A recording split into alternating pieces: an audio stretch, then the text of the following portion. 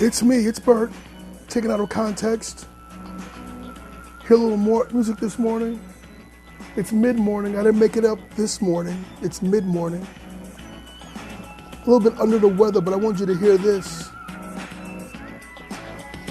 This is for all the couples out there. You found love and it worked out for you. Other people can find loving. Love your partner, love yourself. You found loving. If you love you first, you found loving. If you love your spouse, you found loving. If you're in communication with God, you found loving. Isn't that nice to hear that instrumental in the background? Kimberly Peters, how are you? Colette Holloman. Spreading love this morning. I'm going to do my podcast. But for right now, I just want you all to hear that. I'm going to do my regular podcast, but you guys usually like to see me first.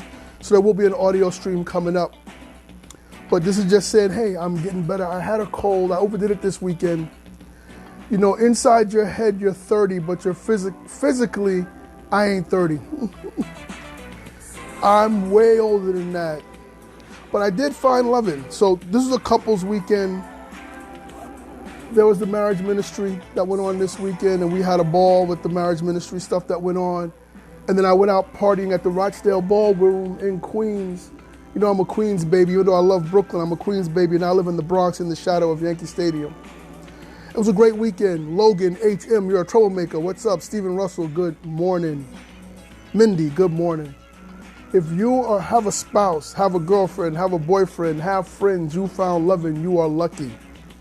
You got to maintain those relationships. Love is something that it's a perpetual, it should be perpetual motion, but it's not. You got to give it a push. You got to be acceptable to be loving. You got to be forgiven to be loving. And once you find loving, you found a good thing. This is Bert taken out of context. Good mid-morning to you. I hope that you guys, wherever you are, you found loving and it's working for you. This weekend, like I said, it was great for the marriage ministry that I'm attached to at Bethesda Healing Center. If you want information about how to join us, hit me up and I'll let you know how to get to it. It was awesome. Having couples come, it's not only the quantity, it's the quality of the conversation. We're dealing with love languages. That's what we're talking about this weekend. And it was great. It really was great to have those conversations and see people come around for that. I've been putting up jokes about my spouse and myself and what it's like living in a small apartment here at the mothership in the Bronx. It's small. And you know love when you can live in a small space with somebody and y'all don't get on each other's nerves and kill you. My wife is a special person that she puts up with me, and I can be an ass. Y'all know that. If you listen to my shows, I can be a jerk or whatever. And my wife is, I say she's long-suffering, but she's long-sufferable, meaning that she's very easy to get along with. She gets on my nerves, but she's easy to get along with. She's actually one of the, I tell you honestly, my wife's one of the nicest people I ever met. And if she wasn't my wife, she'd be my best friend. That's how cool she is. But yeah, it was a great weekend. I'm glad you guys got a chance to tune in. Not talking about Trump and inauguration and stuff. Impeachment. I'll do that later on. They're just saying, hey, look, I'm here. I was fighting off the flu, and I've been increasing the amount of road work I do. I take you guys along with me when I do my road work and trying to get healthy and stuff like that. So I think I had the flu coming on, and I actually fought it off. I was pretty impressed with myself that I was able to keep it off as long as I did. Angela, how are you? So what I'm saying this morning is a positive word about loving. In your life, life is about relationships and stuff like that. So last week there was a funeral in my family. My Aunt Sally and I aren't extremely close, but her husband Stanley passed away. And there was a funeral. My mother called me from Mississippi and she's like, hey, you know, your aunt's going to need you to be there for the family and stuff like that. And I know you and your aunt don't talk a lot. But I went to support my aunt because that's family. And you love family no matter what. And it's something I had to learn. Because my wife is one of the most loving people I ever met in my life.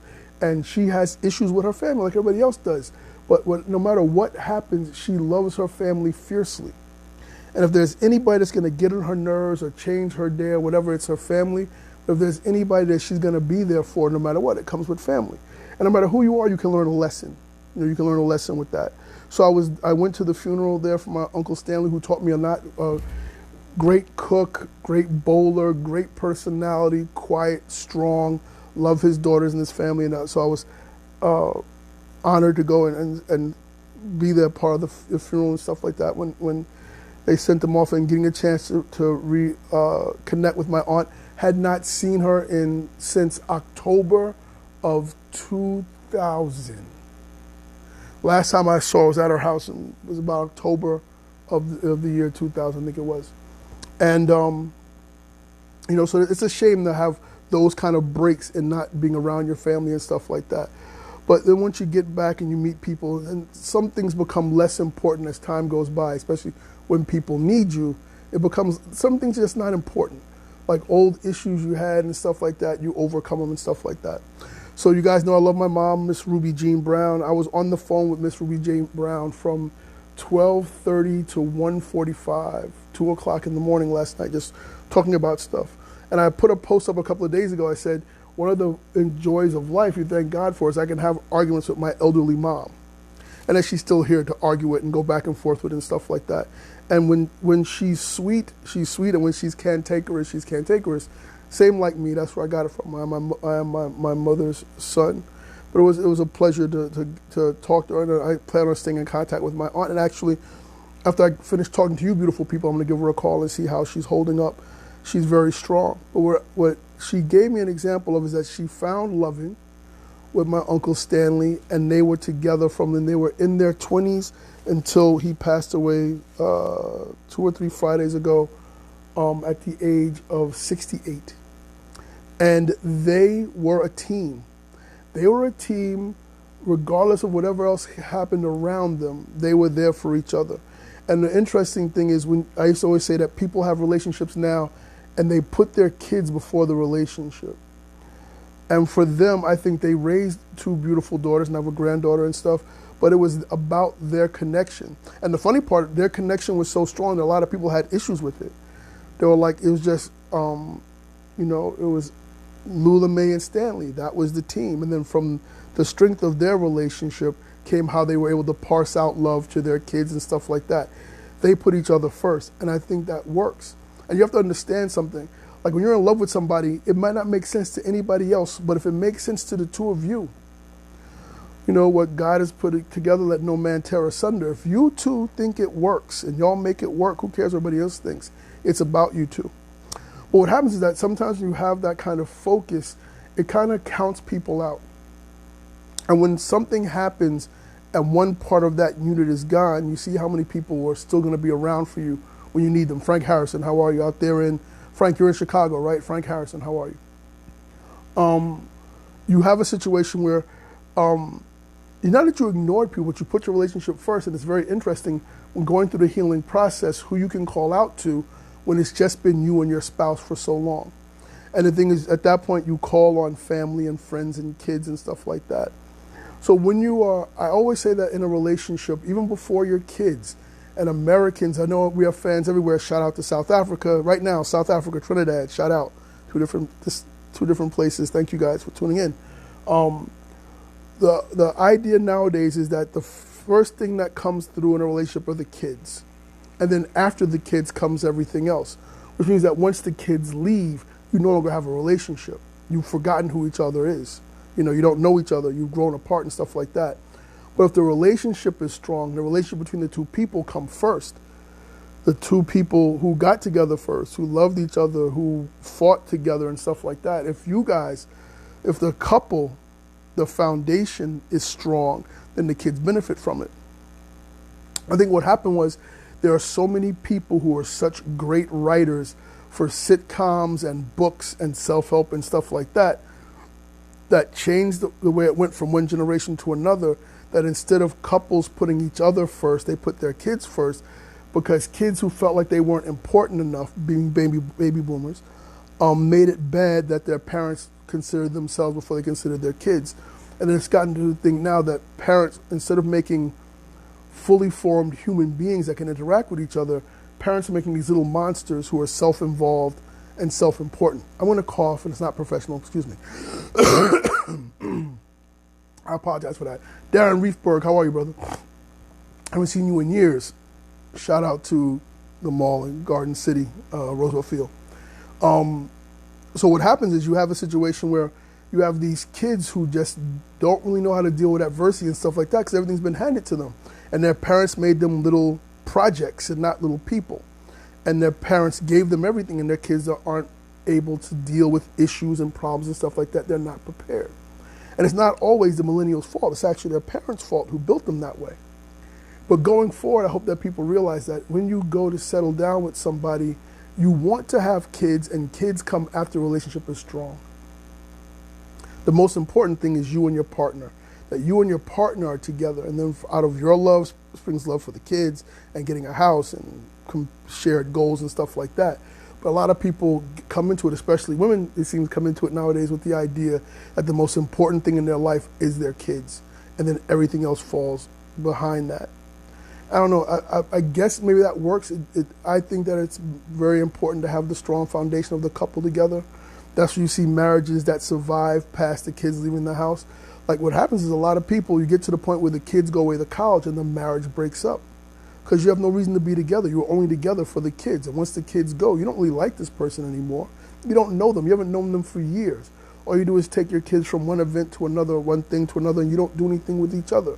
So that love that you found is not there anymore. There's other old songs, instrumentals I can play in the background, but that's one of the most important things is couples. And it was my sister-in-law's birthday. I won't say how old she is, but she's proud of it because she don't look her age. And we celebrated her birthday over the weekend and stuff like that. And my sister-in-law and my brother have a great relationship where it's them. And there's a distinction with their love for each other and how they support each other. And then out of that love, they have a blended family, and they have a child the child that binds them together and everything else. But it's about the couple. And it's old school. And I think that's old school when it's couple. Like I look at people and you never see pictures of the couple being a couple. You see them with their kids, or you see them at work, or you see them at church, but you never see anything on social media about them as a couple. You will always see things about myself and my spouse as a couple because it's very important. We haven't had kids yet, you know. But so I guess for us, we have a very strong couple foundation. We get together for a number of years. When we do decide to produce some little baby Negroes, we will definitely have a strong foundation of us before we try to bring them into it. And they'll come into a loving family and household and stuff like that. But that was it. So this weekend I saw a lot of couples. And it's funny that you don't see, if you go by what people say, what I saw this weekend was an anathema. It wasn't real. It was an aberration. That I saw so many couples out there dancing with each other. Now, I will put an addendum, a codicil, an addendum to it, that a lot of the couples were in their late 30s through 40s and whatever, up into 50-year-olds and stuff like that. But you saw that the couple was out there having couple time. You know, and I think that's a big deal. Going on vacation with your spouse, doing things with your spouse together, worshiping together, you know, just hanging out. It's a strong thing. It's really strong. And it's not just all about the kids. Because once the kids come on, the kids are going to demand their time and stuff like that. But you should have, and because of that, you should have a firm foundation before you have kids. It should be couplehood. And if you find love, it's a good thing. The other thing I was going to talk about is in the circle that I am involved in, there's a situation where people were getting divorced and getting back together and stuff like that or whatever. And it's one of those things where no matter how your last relationship ended, whether it was good or bad, be open to new experiences so you can have another relationship. And that includes a relationship with yourself. There are people who are coming out of bad relationships where they don't know themselves, they lost sight of themselves. So get a good idea of who you are and what you're looking for before you go back out to start dating and doing stuff like that again. You have to know what you want. But the other thing is that I say that to, which I'm saying, go out and date again. Like, go out and meet other people. Be open and accepting, and you won't be lonely. You know, alone is okay. Alone is okay. Lonely will kill you. So you got to get out there and be open and stuff like that. Be open to new experiences. Be open to let somebody in, but also try to do some healing. So it sounds complicated, but the book that we're doing in the marriage ministry about love languages and stuff is important because there's love languages for teenagers, and there's things in there. There are probably self-help books out there that teach you how to love yourself and how to know what you want before you go out there and look for something from somebody else. That's really important. So before you go out and you're like, well, I want to go out and I want to start dating again and stuff like that, make sure you have a good idea of what you're looking for. Like, what do I want? And it's okay if you don't know right away. You have to figure it out. You know, what do you want? What are you looking for? Do you want someone that's just a partner? Let's say you've been married for 15, 20 years and now you find yourself single again. I'm going to cough again, so pardon me. Only have this much water left. So you have to know what you want. And it's okay if you don't know right away, because sometimes after you've been in a long relationship and it broke up, you have to rediscover yourself. Because when you've been in a couple so long, you think like a couple. You think in terms of you and somebody else. You have to know what you want before you can go out there and ask somebody for something. If you don't know what you're looking for and you keep going out there and not knowing how to deal with people, you're unbalanced. They don't know how to deal with you. You don't know what you want. They don't know what you want. You guys are never going to hook up. So know what you want. Know what you're looking for. Know what you're looking for. And then be open to some changes. Because the thing is that if you keep saying, I want a strong personality, or I want a lead, or I want to be led, and every time you put yourself in that situation, you end up unhappy. Maybe you need to change what you're looking for, what you expect from other people.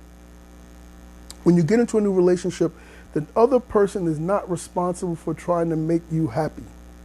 They're responsible for live their best life and be whatever, and you guys got to find a way that you fit together.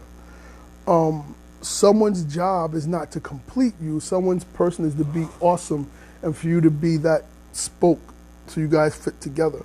Like you want somebody to be complete when you get with them, and that when you guys got together, you mesh and make something new, but you should be complete on your own. You know, that's kind of how it works out. But yeah, so the Love Languages book I recommend, and if you want to come to Bethesda for the marriage ministry meetings, reach out to us, reach out to me, my wife, reach out to Bethesda Healing Center. The church that I attend, Bethesda Healing Center, actually has an app on the App Store. You can reach out and look on there and then give you information about how to contact the marriage ministry.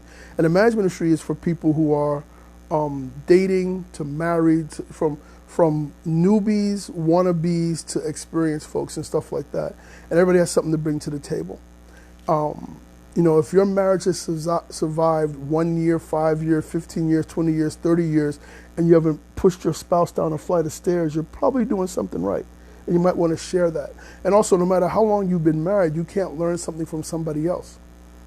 You know, and that's what I think was good about the marriage ministry that that my wife and I are connected to, is that it spreads the gambit. The age range is diverse, and the way people look at it, because there's changing roles. You might have a marriage ministry where some of the people are younger, some are older, some are more traditionalist, and some people look at things a different way. And the male might be the breadwinner and whatever, and another, the female would be the breadwinner and whatever, and one may have more of a biblical marriage where the man takes his role as a rabbi of the house and whatever. It's all different things, but all those things together makes it very interesting. So if you found love, you know, act like it. Like, if you found love, be appreciative, because it's hard. There are a lot of people who are going through lives, and I say this before, going through lives of quiet desperation. They don't know how to experience love. They don't know what they want. Coughing again, I apologize. They don't really know what they're looking for. And you can get a book like 5 Love Languages, get that. Look into self-help books. You know, talk to experienced people. Look at people that you see who are in loving relationships and pull them to the side, out of the spotlight, and go, how do you guys do it? And some people say, oh, it's easy. My spouse is easy. And some people say, like, my spouse is an ass. But my spouse listens to me and puts up with me and whatever else, and I accept the fact that my spouse is an ass. Like I say my wife is long-suffering. I'm not a tyrant or a jerk or anything else like that, but I'm Bert. I'm relentlessly Bert. I don't know how to be anything else but Bert. And my wife, you know, puts up with it and stuff, and I love her for it. I love her for the fact that she accepts me for all of the interesting issues that make up being Bert. You know, and when you find that, you are lucky. Never downplay the fact that you found love and stuff like that. So it was a great weekend. It was a great weekend just to be a couple, just to be, you know, just to be out with other people, sharing love and stuff like that. And again, I shout out my sister-in-law, Miriam Hubbard, and she's awesome. And the way that she loves her husband and the way he loves her and the life they made.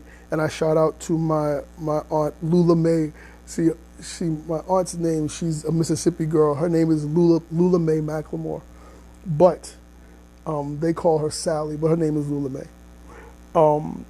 And the love that she had for her husband is testament when two people bind themselves together, and it's the two of them, and it's two of them against the world. And they, the funny part is in a couple, I think couplehood is better than singlehood, just me saying. In a couple, when you're not in a couple, you have to play a lot of roles by yourself. You got to be the heavy, you've got to be the inspiration, you've got to be the breadwinner, you've got to be the center, all those kind of things. But when you're in a couple, and when you're in a couple and there's two of you, one of you can actually take a breather in a certain area and the other person picks it up. So with my aunt and her husband, my aunt, a woman small in stature but huge in shadow, was able to take that role and be sort of the drill sergeant, organizer, whatever, and Stanley could be the quiet strength. And whenever Stanley chose to raise his voice and stuff like that, it carried weight because he didn't have to do it all the time. But they were able to make it work out. So I think that couplehood is better than singlehood. But if you are single and happy, that's fine too. But going forward, I think for me and a lot of people, being part of a couple is a beautiful thing. Wilkes, living my best life. That is a great, give yourself a thumbs up. Living your best life.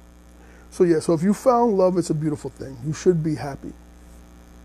Don't give up looking for it. Don't think you don't deserve it. Don't sell yourself short. Get out there and find love, look for it, be aggressively optimistic when it comes to love. Because if you walk around being negative all the time, you may turn down so many opportunities for you to actually be happy. So try to be open for it. Elsa, how are you? And Dr. Cumberbatch, how are you? So it's so good to have you guys on here. So this is a quick one. My voice is coming back. I'm feeling a little bit better. I'm going to do a regular podcast. I'm going to try to drag my wonderful wife on, who I think because my wife is a worship leader and stuff like that, and she's also an educator, she has to be on all the time. So I don't think it's always fair for me to try to pull her into my broadcast and stuff like that when she spends her life being on.